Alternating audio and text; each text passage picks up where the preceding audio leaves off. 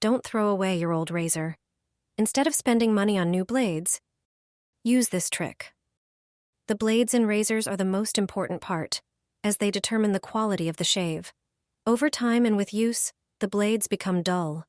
They lose their sharpness because they come into contact with hard hair and skin during shaving.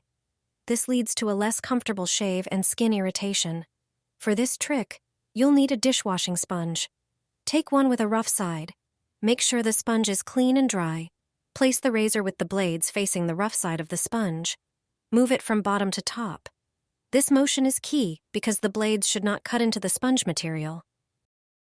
Repeat this action for about 30 seconds to sharpen all the edges. The rough side of the sponge acts like a gentle sharpening tool. This will make your razor feel like new, and the shave will be more comfortable. After sharpening, the razor will shave smoothly and precisely again. It's a simple trick that can extend the life of your razor several times over.